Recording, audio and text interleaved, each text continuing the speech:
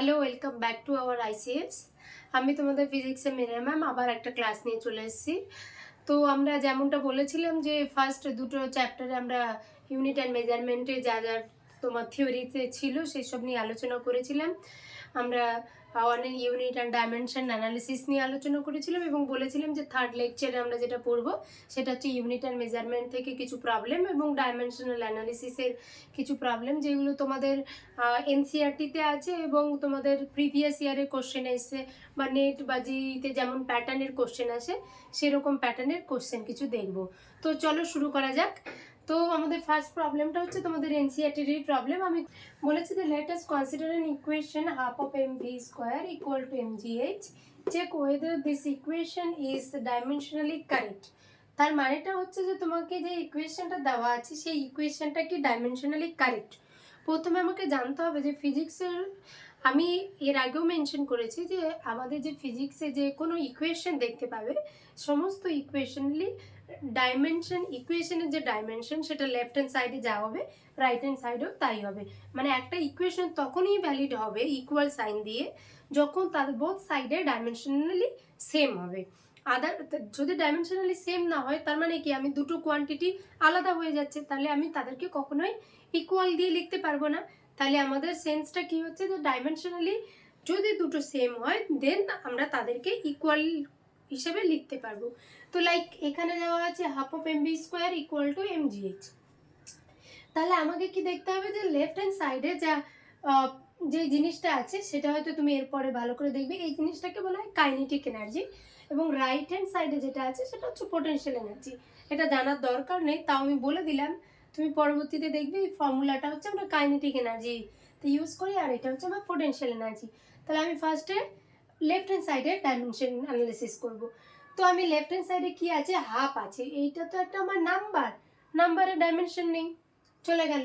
তাহলে আমি লিখি যদি আছে হাফ mv স্কোয়ার আছে, এটা নাম্বারের কোনো ডাইমেনশন নেই, নাম্বারের ডাইমেনশন নেই, চলে গেল বাদ। তারপরে তোমার যেটা আছে mv স্কোয়ারে এমটা হচ্ছে মাস, বিটা তোমার ভেলোসিটি। তাহলে যখন তুমি কোনো ডাইমেনশনাল অ্যানালিসিস করবে তখন তোমাকে কিন্তু জানতে হবে যে সেই প্যারামিটারটা কি, নাহলে তুমি লিখতে পারবে না। তো আমরা কি পড়েছিলাম ফার্স্ট ক্লাসে, দেখেছো আমরা ফার্স্ট ক্লাসে কি পড়েছিলাম, 7টা আমাদের ফান্ডামেন্টাল ইউনিট আছে। 7টা যে ফান্ডামেন্টাল ইউনিট ছিল এবং তাদের ডাইমেনশনও আমি লিখে দিয়েছিলাম, তোমরা তোমাদের কপিতে চেক করে নাও এবং রিক্যাপ করে নাও ব্যাপারটা যে কোনটার কি ইউনিট অ্যান্ড ডাইমেনশন ছিল। তো মাসের ডাইমেনশন যদি দেখো তাহলে দেখবে মাসের ডাইমেনশন ছিল মাস, এম দিয়ে রিপ্রেজেন্ট করা হতো ভেলোসিটি আমার ফান্ডামেন্টাল কোয়ান্টিটিস নয়, কিন্তু এটা হচ্ছে ডিরাইভ কোয়ান্টিটি। এটা কি ডিরাইভ কোয়ান্টিটি। আমি তোমাদের যখন পড়াচ্ছি আমি দেখবে আমি প্রিভিয়াস যে ক্লাসগুলো করেছি তার সাথে লিঙ্ক করে পড়াবো, তাতে তোমার আগেরটাও রিক্যাপ হয়ে যাবে। তো ভেলোসিটির ডাইমেনশন কি ছিল, এল টি মাইনাস 1। তারপরে দেখো এখানে ভেলোসিটি স্কোয়ার আছে, তাহলে আমি স্কোয়ার দিয়ে দেবো। তাহলে কি হলো, এম এল টু টি মাইনাস, এল এর স্কোয়ার আছে তাহলে এল স্কোয়ার বসিয়ে দিলাম, টি মাইনাস 1-এর স্কোয়ার তাহলে টি মাইনাস 1 বসিয়ে দিলাম। তাহলে এম এল টু টি মাইনাস 2 হচ্ছে dimension of half of mv square. Half of mv স্কোয়ারের ডাইমেনশন হচ্ছে এম এল টু টি মাইনাস 2। এটা হচ্ছে তোমার লেফট হ্যান্ড সাইডে। তাহলে আমার রাইট হ্যান্ড সাইডেরটাও চেক করতে হবে। রাইট হ্যান্ড সাইডে কি আছে, এম জি এইচ। তাহলে এম এর ডাইমেনশন এম এক্ষুনি বললাম মাসের, জিটা কি তোমার এটা গ্র্যাভিটেশনাল অ্যাক্সিলারেশন, তার মানে অ্যাক্সিলারেশনই হলো। অ্যাক্সিলারেশনের ডাইমেনশন কি হবে, ভেলোসিটি যা তাকে টাইম দিয়ে ডিভাইড করতে হবে। তাহলে ভেলোসিটি যদি এল টি মাইনাস 1 হয় তাহলে টাইম দিয়ে অ্যাক্সিলারেশনেরটা আমি আলাদাভাবে লিখছি, ধরো এর ডাইমেনশন কি হবে এল টি মাইনাস 1, মানে ভেলোসিটিকে যদি আমি আবার টাইম দিয়ে ভাগ করি তাহলে যেটা পাবো সেটা হচ্ছে আমার অ্যাক্সিলারেশন হবে। তার মানে হচ্ছে এটা এল টি মাইনাস 2। এটা হচ্ছে তোমার অ্যাক্সিলারেশনের ইউনিট। এটা গ্র্যাভিটেশনাল অ্যাক্সিলারেশন, কিন্তু অ্যাক্সিলারেশন তো, তার মানে কি অ্যাক্সিলারেশনেরই ইউনিট বসবে।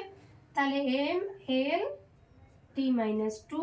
আর এইচটা কি, এইচ হাইট মানে কি তোমার লেন্থ মানে কি এল, তাহলে এটা হচ্ছে এল,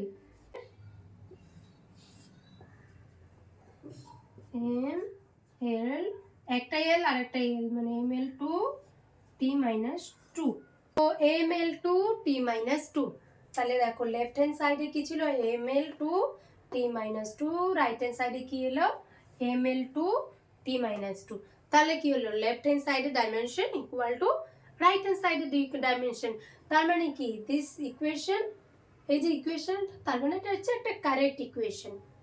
ঠিক আছে, বোঝা গেছে? দেখে না আরেকবার, আমরা কি করলাম যে লেফট হ্যান্ড সাইডের ডাইমেনশনটাকে ভাঙলাম, প্রত্যেকটা প্যারামিটারের ডাইমেনশন, লাইক মাসের এম, ভেলোসিটি lt-1, এখানে স্কোয়ার ছিল তাই স্কোয়ার, তারপরে কি হলো M, M as it is থেকে গেল এল, যেহেতু এল এর স্কোয়ার আছে তাই l2, t-1 স্কোয়ার আছে তাই t-2, আবার এম জি এইচে। এবার রাইট হ্যান্ড সাইডে কি করলাম, আবার এম, এম এর ডাইমেনশন এম থেকে গেল, জিটা হচ্ছে অ্যাক্সিলারেশন, অ্যাক্সিলারেশন ডাইমেনশন l2-2, হাইটের এইচ এর এল, তাহলে এটা কি হলো ml2 t-2, তাহলে dimension of left hand side equal to dimension of right hand side.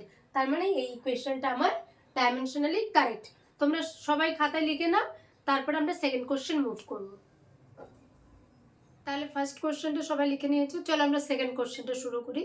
তো সেকেন্ড কোশ্চেনটা দেখো, এবার বলেছে which of the formula for kinetic energy given below can you rule out on the basis of dimensional arguments. মানে হচ্ছে যে তোমার এই যে পাঁচটা ফর্মুলা দেওয়া আছে, এই পাঁচটা ফর্মুলার মধ্যে কোন ফর্মুলাটা হচ্ছে তোমার কারেক্ট ফর্মুলা ডাইমেনশনালি, সেটা তোমাকে চেক করে দেখতে হবে। তো ফার্স্ট যে ফর্মুলাটা আছে সেটা হচ্ছে এই যে কেটা হচ্ছে যেখানে তোমার বলে দিয়েছে কাইনেটিক এনার্জি, এমটা হচ্ছে মাস অফ দ্য বডি, ভিটা হচ্ছে ভেলোসিটি, আর এটা হচ্ছে তোমার অ্যাক্সিলারেশন। আমি পুরো কোশ্চেনটা লিখিনি কারণ অনেক বড় কোশ্চেন, তো আমার পুরো বোর্ডটা ভর্তি হয়ে যাচ্ছে, ওই জন্য লিখিনি। তো তোমরা দেখে নাও কোশ্চেনটা, তোমাদের এনসিইআরটির বইয়েও আছে। তাহলে আমি কি দেখতে পাচ্ছি যে আমার হচ্ছে টোটাল পাঁচটা ইকুয়েশন দেওয়া আছে, এবং এই পাঁচটা ইকুয়েশনকে ডাইমেনশনালি চেক করে দেখতে হবে যে আমার কোন ইকুয়েশনটা ডাইমেনশনালি কারেক্ট। তো আমি উপরে লেখাটা মুছে দিচ্ছি, ঠিক আছে? তাহলে ফার্স্ট ইকুয়েশনটা লেফট হ্যান্ড সাইড হচ্ছে আমার কে, লেফট হ্যান্ড সাইড হচ্ছে কে, যেটা হচ্ছে তোমার kinetic energy, kinetic energy, kinetic energy. আগের ইকুয়েশনটাতে দেখলে ফার্স্ট প্রবলেমটাতে কে এর যে ডাইমেনশন ছিল, সেই কে এর ডাইমেনশনটা হচ্ছে ml2 t-2 ছিল, তাই তো কে এর ডাইমেনশন। তাহলে আমরা এখন লেফট হ্যান্ড সাইডে ডাইমেনশন জানি ml2 t-2। এবার রাইট হ্যান্ড সাইডে ডাইমেনশনটা আমরা চেক করি। রাইট হ্যান্ড সাইডে ডাইমেনশনটা যদি চেক করা হয় তাহলে কি আছে m square v cube, m square into v কিউবের ডাইমেনশন কি হবে m square into v cube. mটা কি তোমার মাস, তাহলে আমরা লিখে ফেলি mass m square v cube, ভিটা কি তোমার ভেলোসিটি, তাহলে l t-1 তার কিউব, তাহলে দাঁড়াচ্ছে কি তোমার এটা equal to m square l cube t-কিউব, কারণ এই টার্মটার পুরোটার কিউব আছে, তাহলে দাঁড়ালো ml square m square l cube t-কিউব। কিন্তু তোমার রাইট হ্যান্ড সাইডে ডাইমেনশন কি ছিল ml2 t-2, তাহলে কি তোমার লেফট হ্যান্ড সাইডে ডাইমেনশন আর রাইট হ্যান্ড সাইডে ডাইমেনশন সেম আসছে? আসছে না, তাহলে এই ইকুয়েশনটা ডাইমেনশনালি কারেক্ট নয়। সিমিলারলি এইটা তো আমরা একটু আগেই বের করেছি ফার্স্ট প্রবলেমটাতে। তাহলে তুমি দেখো ফার্স্ট প্রবলেমটাতে কে এর যে ডাইমেনশন ছিল, এই যে 2 নাম্বারটা, আমি এটা মুছে দিচ্ছি। তাহলে 2 নাম্বারটাতে লেফট হ্যান্ড সাইডে আমার কি আছে কাইনেটিক এনার্জি কে, এবং যার ডাইমেনশন আমি জানি একটু আগে আমরা দেখলাম ml2 t-2, এবং রাইট হ্যান্ড সাইডে যেটা আছে তার ডাইমেনশনটা আমরা লিখে ফেলি। রাইট হ্যান্ড সাইডে কি আছে half of mv square, half of mv স্কয়ারে কি ডাইমেনশন হবে, নাম্বারের ডাইমেনশন নেই, মনে রাখবে মাস, মাসের জন্য তো mই আসবে, এবং ভি স্কয়ারের l t-1 তার স্কয়ার, তার মানে বেসিক্যালি দাঁড়াচ্ছে m l2 t-2। তাহলে এখানে দেখতে পাচ্ছি লেফট হ্যান্ড সাইডের যা ডাইমেনশন রাইট হ্যান্ড সাইডেরও ডাইমেনশন সেম, তার মানে কি হচ্ছে এটা ডাইমেনশনালি কারেক্ট। ইভেন তুমি ফার্স্ট প্রবলেমটাতেও দেখলে যে kinetic energy equal to half of mv square, তাহলে এটা হচ্ছে ডাইমেনশনালি কারেক্ট। বাট তুমি এই ইকুয়েশনটা দেখো, তোমার মনে কোশ্চেন আসতে পারে যে এটা আর এটা তো সেম, খালি কনস্ট্যান্ট ফ্যাক্টরটা আলাদা, তো কনস্ট্যান্ট ফ্যাক্টর তো আমার ডাইমেনশনের মধ্যে আসছে না। কিন্তু তুমি দেখবে যে তোমার এই যে কাইনেটিক এনার্জি ফ্র্যাকশনটা, মানে একটা তো ডাইমেনশনালি কারেক্ট, বাট এই যে মানে তোমার অ্যাকচুয়াল ফর্মুলা বলেছে যে ডাইমেনশনালি আর্গুমেন্ট বেসিসে অ্যাকচুয়াল যে ফর্মুলাটা সেটা জানতে চেয়েছে। তো এখানে যেহেতু আমার পরবর্তীতে আমরা দেখতে পাবো যে কাইনেটিক এনার্জিতে হাফ অফ mv² থাকে, নট 3/16। এই যে কনস্ট্যান্ট ফ্যাক্টর টার্মটা এইটাতে হাফ অফ mv² নয়, তো তোমার 3/16 নয়, হাফ অফ mv² হচ্ছে অ্যাকচুয়াল ফর্মুলা, এই জন্য এটা বাদ যাবে। আদার্স ডাইমেনশনালি কারেক্ট, ঠিক আছে, কিন্তু অ্যাকচুয়াল যে ফর্মুলা সেখানে হাফ অফ mv² হবে। আর এটা তুমি দেখতেই পাচ্ছ, এটা মাস, এটা অ্যাক্সিলারেশন, তোমরা নিজেরাই চেক করে নেবে। আমি এরপরে লাস্ট কোশ্চেন মানে অপশনটাতে যাচ্ছি, লাস্ট ইকুয়েশনটাতে তো দেখতেই পাচ্ছ যে এটা আমার যা কাইনেটিক এনার্জি যেটা এক্ষুনি বের করলাম তারই ডাইমেনশন আছে ml/t-2, কিন্তু এই যে এটা ma আমার এখানেও করলেও একই ব্যাপার, ma এর আমি এখানে লিখেই দিচ্ছি, তাহলে তুমি ওখানে চলে যেতে পারবে। এ কি ছিল L/t-2, তাহলে এই যে ml/t-2 এইটা হচ্ছে তোমার সেকেন্ড টার্মটার ডাইমেনশন ml/t-2। এবার দুটো টার্মের ডাইমেনশন ডিফারেন্ট, তো কখনোই তাদেরকে আমি সাম হিসাবে লিখতে পারবো না। সবসময় মনে রাখবে সেম ফিজিক্যাল কোয়ান্টিটির সাবস্ট্রাক্ট অ্যাডিশন আমরা করতে পারবো, বাট ডিফারেন্ট ফিজিক্যাল কোয়ান্টিটির করতে পারবো না, তাহলে এটাও ডাইমেনশনালি আর্গুমেন্ট বেসিসে এটা ইনকারেক্ট। তাহলে আমার কারেক্ট হচ্ছে equation k = half of mv²। ঠিক আছে, তোমরা তাহলে এটা নোট ডাউন করে নাও, তারপরে আমরা থার্ড প্রবলেমে যাচ্ছি। তাহলে তো চলো 3 নম্বর কোশ্চেনটা সলভ করা যাক। 3 নম্বর কোশ্চেনটাই বলছে যে consider a simple pendulum having a Bob attached to a string that oscillate under the force of gravity.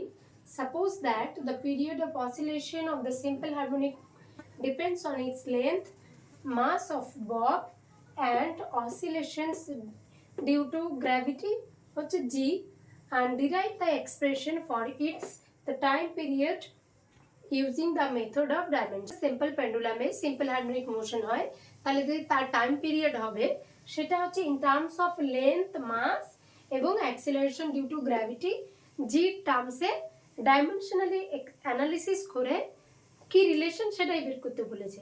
Basically time পিরিয়ডের ফর্মুলা, টাইম পিরিয়ডের যে টি তার ফর্মুলাটা in terms of L, M আর জি, এল এম জি টার্মসে কি করে হবে সেটাই আমাকে বের করতে বলেছে। তাহলে আমাদের ফার্স্টে আমরা সাপোজ কি করব, টাইম পিরিয়ড আমি জানি না, টাইমের আমার কি মধ্যে কথা আমার কি হওয়া উচিত, লেফট হ্যান্ড সাইডের dimension equal to right hand সাইডের ডাইমেনশন হওয়া উচিত। তাহলে আমি লেফট হ্যান্ড সাইডের ডাইমেনশন টি, তাহলে টি ডাইমেনশন হচ্ছে 1 থাকলো, এবং রাইট হ্যান্ড সাইডে বলেছে যে in terms of length, mass এবং গ্র্যাভিটেশনাল অ্যাক্সিলারেশন। তো তাদের উপর কেমন ডিপেন্ডেন্সি, এল এর পাওয়ার 1, এল এর পাওয়ার 2 না এম এর পাওয়ার 1, 0 কি হবে সেটা তো আমি জানি না। সাপোজ আমি ধরে নিচ্ছি যে এরকম আমার ডিপেন্ডেন্সি থাকবে এল টু দি পাওয়ার, আমি এটা ভালো করে লিখছি, পরে একটু মুছে দিচ্ছি, দিয়ে ভালো করে লিখছি কোশ্চেনটা, আমি তাহলে একটু মুছে দিচ্ছি।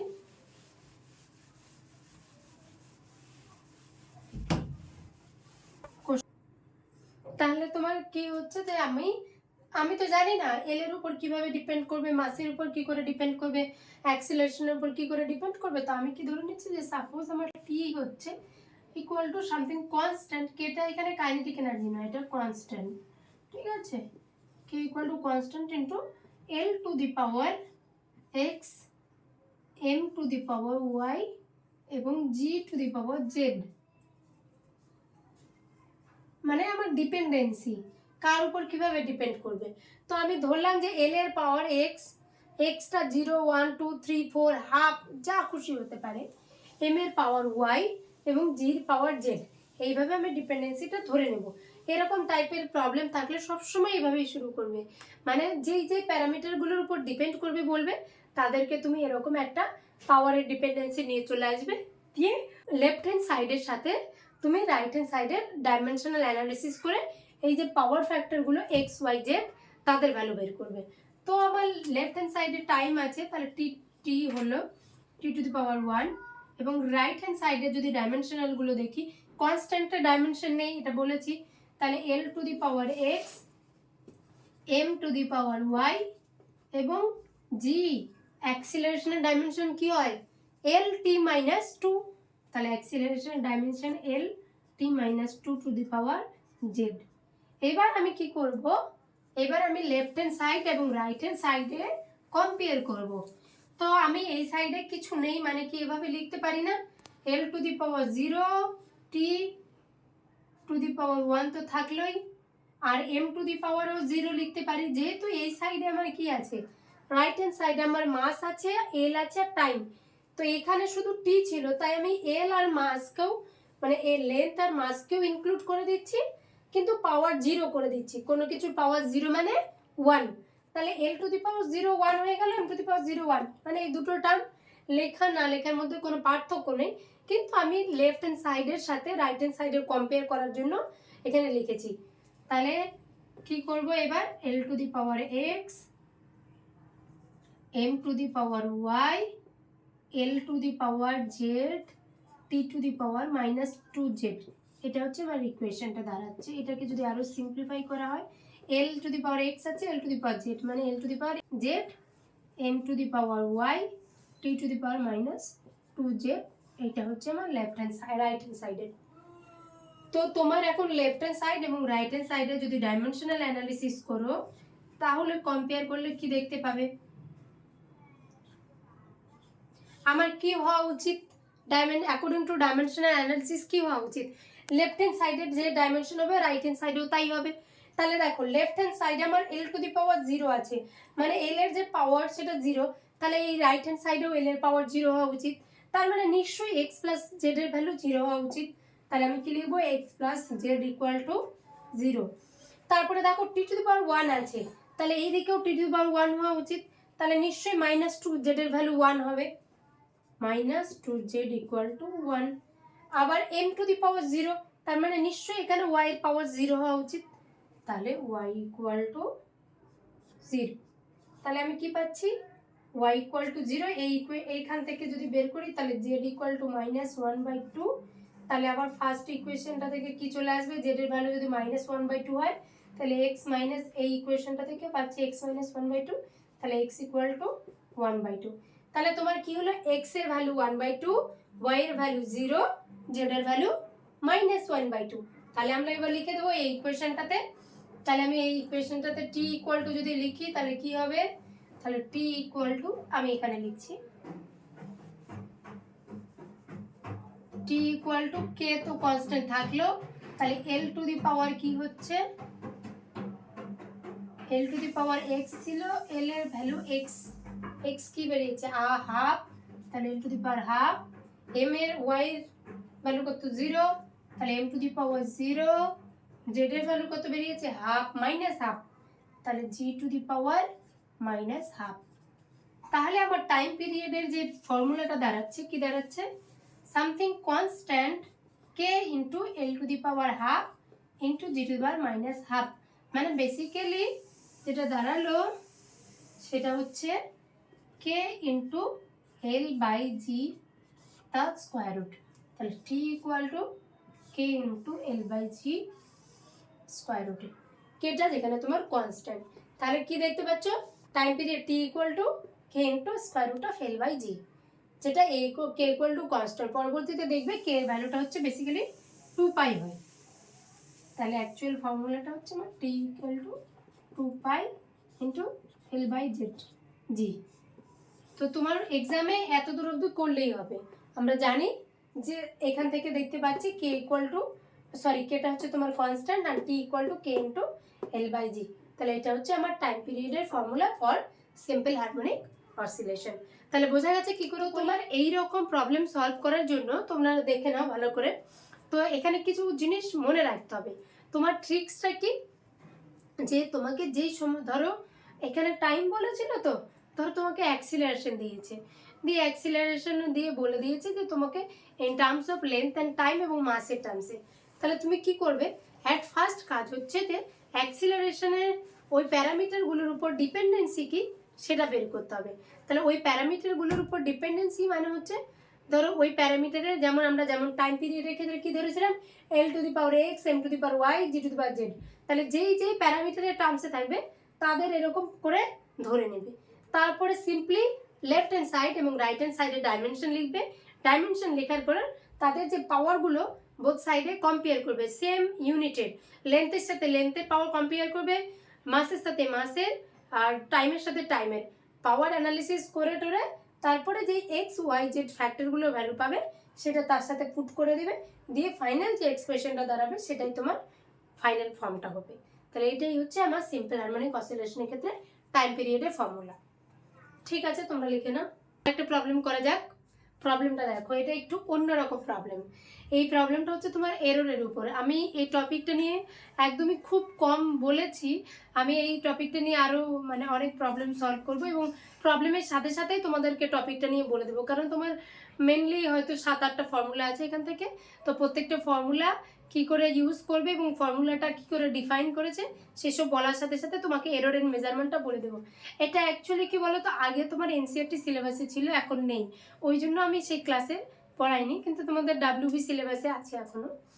তো এরর মেজারমেন্টের যে প্রবলেম, এরর মানেটা কি বলো তো, ত্রুটি। মানে তুমি একটা কিছু মেজার করছো, তুমি কতটা অ্যাকুরেটলি মেজার করতে পারছো। এই যে এই অ্যাকুরেসি মানে ধরো 100% অ্যাকুরেসিতে না মেজার করতে পারার জন্য যে ত্রুটিটা আসছে, তুমি যে ধরো 100 সেন্টিমিটার একটা কোনো কিছু লেন্থ মাপছো, সেইখানে যে ধরো 0.1 সেন্টিমিটারের ত্রুটি বা 0.2, এই যে এররটা, সেই এরর হচ্ছে বেসিক্যালি সেই এরর থেকেই মানে এই প্রবলেমটা আর কি আসছে, সেই এররের রিলেটেডই প্রবলেম। এইগুলো সাধারণত যখন তোমরা একটা প্র্যাকটিক্যাল করবে না, সেখানে ভালো করে বুঝতে পারবে। সাপোজ তোমাদের ক্লাস 11-এ হয়তো সিম্পল পেন্ডুলামের প্রবলেমটা করাতে হয়, যে সিম্পল পেন্ডুলামের ক্ষেত্রে তোমার টাইম পিরিয়ড কী করে বের করবে। তাহলে সিম্পল পেন্ডুলামের যে টাইম পিরিয়ড বের করছো, সেই টাইম পিরিয়ড বের করতে গিয়ে তোমার কাছে মেজারমেন্টে কী কী ত্রুটি হতে পারে, মাপতে গিয়ে তুমি কি কি ভুল করতে পারো মিনিমাম, সেই যে মিনিমাম ভুলগুলো মানে দৈর্ঘ্য মাপতে গিয়ে কত পার্সেন্ট ভুল করতে পারো, বা তার সময়সীমাটা মাপতে গিয়ে কত পার্সেন্ট ভুল করছো, ববটার যে মাস মাপছো তার মাস কত পার্সেন্ট ভুল করছো, বা অ্যাক্সিলারেশন যে আছে সেটার কত পার্সেন্ট ভুল হচ্ছে, এই রকম বিভিন্ন প্যারামিটার। তো সেটা হচ্ছে তোমার ডিপেন্ড করছে যে কি কি মেজার করছো তুমি ল্যাবে, এবং সেই প্যারামিটারগুলো কতটা মানে প্যারামিটার মানে বলতে পারো রাশি, সেই প্যারামিটারগুলো কতটা তুমি অ্যাকুরেটলি মেজার করতে পারছো না, এরর আসছে, কতটা ভুল করছো মেজার করতে। কারণ আমরা একটা মানুষ কখনো মানে একটা হিউম্যান এরর থাকবেই সবসময়, তুমি কখনো 100% অ্যাকুরেসি দিয়ে সেটা মেজার করতে পারবে না। তো এরকমই একটা এররের প্রবলেম আছে। বলছি যে কোনো একটা এক্সপেরিমেন্টে তোমার, আমি কোশ্চেনটা আগে পড়ে নিই তারপরে বলছি। In an experiment the percentage of error occur in the measurement of physical quantities A B C and D are 1%, 2%, 3% and 4% respectively, then the maximum percent of error in the measurement of x where x equal to এটা will be। কথাটার মানেটা হচ্ছে যে যদি তুমি একটা experiment করো, একটা এক্সপেরিমেন্টে কোনো একটা মেজারমেন্টে, সাপোজ তুমি ওই এক্সপেরিমেন্টাল মেজারমেন্টে 4টা ফিজিক্যাল কোয়ান্টিটি, লাইক ধরো আমি ABCD গুলো ধরছি, length, mass, time, whatever যা খুশি হতে পারে, কিন্তু এরকম 4টা প্যারামিটার আছে, ফিজিক্যাল কোয়ান্টিটি আছে, সেগুলো তুমি মাপছো এবং তোমার মাপাতে যে এরর সেটা হচ্ছে তোমার A মাপতে গিয়ে তোমার 1% ভুল হয়েছে, B মাপতে গিয়ে তোমার 2% ভুল হয়েছে, C মাপতে গিয়ে 3 এবং D মাপতে গিয়ে 4% ভুল হয়েছে। তাহলে তুমি এই যে প্যারামিটারগুলো মানে এই ফিজিক্যাল কোয়ান্টিটিগুলো থেকে যেই কোয়ান্টিটিটা ডিরাইভ করছো, লাইক তুমি টাইম পিরিয়ড ইকুয়াল টু এক্ষুনি যেটা কি দেখলে T equal to K into মানে 2π into square root of L/G। তাহলে তুমি যখন টাইম পিরিয়ড মাপবে তখন তুমি লেন্থ মাপবে, আর জি তো গ্র্যাভিটেশনাল অ্যাক্সিলারেশন, তাহলে জি কনস্ট্যান্ট থাকলো, কিন্তু লেন্থ মাপবে। তাহলে এই যে লেন্থ মাপছো, লেন্থ মাপার ভুলটা তোমার টাইম পিরিয়ড ক্যালকুলেশনে চলে যাচ্ছে। তাহলে বলছি আমি যদি লেন্থ মাপতে 1% ভুল করে থাকি, তাহলে টাইম পিরিয়ড মাপতে আমার কত পার্সেন্ট ভুল হবে, এইটা হচ্ছে এক্সাম্পল সহজ। তো ওই রকমই বলছে যদি তোমার ABCD মাপতে গিয়ে 1%, 2%, 3% আর 4% ভুল হয়ে থাকে, তাহলে তুমি এক্স একটা ফিজিক্যাল কোয়ান্টিটি মাপছো, তাহলে তোমার কত পার্সেন্ট ভুল হবে, যেখানে এক্সটা হচ্ছে ABCDর সাথে এই রিলেশনে আছে। তাহলে এই এক্স মেজারমেন্টে তোমার এররটা কত পার্সেন্ট। এই সমস্ত প্রবলেম খুবই ইজি, মানে একদম সব থেকে ইজি প্রবলেম। এই যে এই প্রবলেমটা আছে না, কিছু না, আমি মুছে দিচ্ছি উপরেরটা দিয়ে লিখছি, কি করবে, ফার্স্টে ফর্মুলাটা লিখে ফেলবে।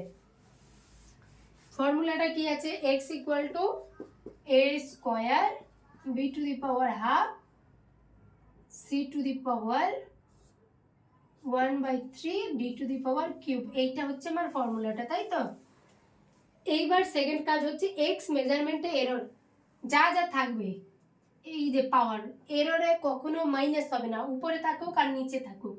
মানে তোমার এক্সাম্পল আমি দুটো ফর্মুলা দিচ্ছি, suppose x equal to a by B, আর একটা হচ্ছে 2 number y equal to a into B, ঠিক আছে। তাহলে এর এরর y এর যে error delta y equal to, মনে রাখবে, delta a plus delta B. Similarly delta x equal to হবে তোমার delta a plus delta B. এটাতে কোনো এরর হবে না, সরি এরর হবে না বলছি, নেগেটিভ সাইন হবে না, সবসময় প্লাস হবে, উপরে থাকুক বা নিচে থাকুক তাও প্লাস হবে। যদি তোমার এটা নিচে না থেকে উপরে থাকে তাও দেখালাম, এটা কি হবে a প্লাস বি, এখানে দেখো সাথে আছে তাও হবে এটা a প্লাস বি। তাহলে এররটা হচ্ছে বেসিক্যালি সবসময় সাম হিসাবে থাকবে। এবার যদি কোনো কিছুর পাওয়ার, মানে এখানে যদি সাপোজ আমি আরেকটা ধরছি 3 নাম্বারটা, x equal to a two the power small a and b two the power small b, তাহলে তখন ডেল্টা x ইকুয়াল টু হয়ে যাবে small a into delta a plus small b into delta b। Similarly যদি তোমার এটা থাকতো, similarly তোমার যদি এখানেও পাওয়ার থাকতো, তাহলে এখানে কি হয়ে যেত, যদি এখানে a আর b পাওয়ার থাকতো তাহলে এদের সামনে পাওয়ারগুলো চলে আসতো। তাহলে এইগুলো হচ্ছে তোমাদের এরর মেজারমেন্টের, মানে এইরকম টাইপসের ফর্মে যদি থাকে তাহলে এরর বের করতে বললে সিম্পলি এইভাবে ভাঙবে, ভেঙে যা যা দেওয়া আছে সেগুলো বের করে নেবে।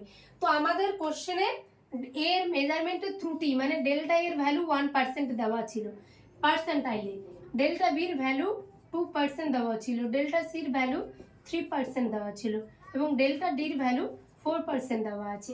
তাহলে এইটার এরর কি হবে, তাহলে আমি কি বললাম, আমরা এইখানে মেনলি এই ফর্মুলাটা ইউজ করব, এই ফর্মুলাটা 3 নম্বর ফর্মুলাটা এখানে ইউজ করব। তাহলে দেখো কি হয়, 3 নম্বর ফর্মুলা অনুযায়ী কি লেখা উচিত আমাকে, পাওয়ারটা সামনে চলে আসবে into delta A, delta X in terms of পার্সেন্টেজে পরে লিখছি, ইন্টু ডেল্টা এ প্লাস এর পাওয়ার হাফ, তাহলে এটা সামনে চলে এলো, into delta B plus 1/3 into delta C plus 3 into delta D. এইটা হওয়া উচিত এই ফর্মুলাটা যদি ইউজ করি, মানে এই ফর্মটা টাইপসটা ইউজ করলে। তাহলে এবার ইন টার্মস অফ পার্সেন্টেজে লিখলে বোথ সাইড পার্সেন্টেজ দিয়ে মাল্টিপল করে দিচ্ছি, তাহলে ডেল্টা এক্সটা ইন টার্মস অফ পার্সেন্টেজেও, তাহলে 2 ইন্টু ডেল্টা এটা যে পার্সেন্টেজে থাকবে সেটা লিখবে, হাফ অফ ডেল্টা বি পার্সেন্টেজে লিখবে, plus 1/3 into delta C percentage plus 3 into delta D in terms of percentile. মানে আমি বোথ সাইডে 100 দিয়ে গুণ করে দিচ্ছি, তাহলে কোনো ব্যাপার না, আমি বোথ সাইডে 100 দিয়ে গুণ করে দিলেও কোনো কিছু চেঞ্জেস হবে না, কারণ আমি বোথ সাইড করছি।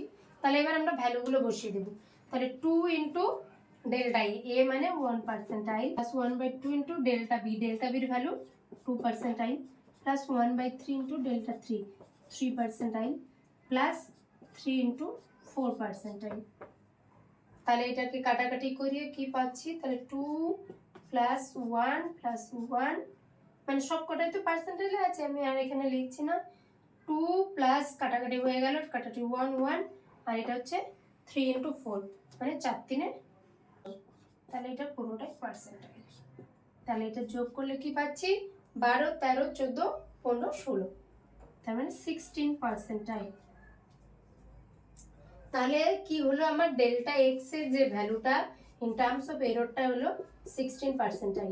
তাহলে তুমি দেখছো যে ইন্ডিভিজুয়াল যে ফিজিক্যাল কোয়ান্টিটিগুলি তাদের কিন্তু মেজারমেন্টের ত্রুটি 1 2 3 4 ছিল, কিন্তু আমি যখন পুরো ওইখান থেকে কোনো একটা ফিজিক্যাল কোয়ান্টিটি ডিরাইভ করছি, দেন সেটার কিন্তু পার্সেন্টেজ অফ এররটা বেড়ে যাচ্ছে। তাহলে এটা হচ্ছে ডেল্টা এক্স এর ভ্যালুটা 16%। আশা করছি তোমাদের যদি এরকম প্রবলেম থাকে তাহলে ইজিলি করতে পারবে। আমাদের ফার্স্ট কাজ কি হবে, যে আমরা এই ফর্মুলাটা কি ফর্মে আছে সেটাকে ভেবে আমরা লিখে ফেলবো যে এটা কোন ফর্মুলা ইউজ করতে হবে। এটা হচ্ছে সিম্পল অ্যাবসুলেট এরর কথা, মানে এটাকে বলা হয় অ্যাবসুলেট এরর। যদি এটা রিলেটিভ এরর হতো তাহলে এটা সিম্পলি ফর্মুলাটা চেঞ্জ হয়ে যায়। তো আমরা রিলেটিভ এরর দিয়েও প্রবলেম করব, অ্যাবসোলিউট এরর, রিলেটিভ এরর, অনেক টাইপসের এরর আছে, সেই এরর নিয়ে পরে আমরা অন্য প্রবলেমে ডিসকাস করব। তাহলে এই প্রবলেমটা আশা করছি বোঝা গেছে সবার। সবাই দেখে নাও প্রবলেমটা। তাহলে আজকের ক্লাসটা আমি এখানেই শেষ করছি, এবং আমি নেক্সট ক্লাসে পড়াবো যেটা, সেটা হচ্ছে কাইনেমেটিক্স, তোমার motion in a straight line বা মোশন ইন এ প্লেন। সেইখানে খুব ইন্টারেস্টিং টপিক আছে। মেনলি তুমি গ্রাফের কনসেপ্টটা আছে, গ্রাফের কনসেপ্টটা বুঝতে পারবে, এবং বিভিন্ন কাইনেমেটিক্সের ফর্মুলা আছে, যেটা তোমার খুবই ইম্পর্টেন্ট চ্যাপ্টার। মানে নট অনলি তোমার, যেমন আমি বলছিলাম ইউনিট অ্যান্ড মেজারমেন্টটা ইম্পর্টেন্ট, এটাও সিমিলারলি খুবই ইম্পর্টেন্ট একটা চ্যাপ্টার, যেখান থেকে তোমার মোটামুটি 3-4টা কোশ্চেন তো অবশ্যই থাকবে, এবং গ্রাফের কনসেপ্টটাও তোমাকে এখান থেকে শিখতে হবে, ভেক্টর শিখবো। এবং মোটামুটি আমরা 3-4টা ক্লাসে ওই কাইনেমেটিক্স নিয়ে ডিসকাস করব। তো আজকে আমি এখানেই শেষ করছি। তো যদি তোমাদের ভিডিও ভালো লেগে থাকে তাহলে তোমরা লাইক, শেয়ার আর সাবস্ক্রাইব করো, এবং যদি কোনো প্রশ্নে মানে কোনো প্রবলেম হয়ে থাকে কোথাও বুঝতে, তাহলে অবশ্যই কমেন্ট করবে। আর যদি কোনো একটা পার্টিকুলার টপিক নিয়ে ডিসকাস করতে চাও, বা প্রবলেম, শুধুমাত্র প্রবলেম থিওরি নয়, তাহলেও তোমরা তো কমেন্টের মাধ্যমে জানিও। আমি শুধু সেই প্রবলেমের উপর বেস করে ভিডিও বানাবো। তো ঠিক আছে, অল দ্য বেস্ট।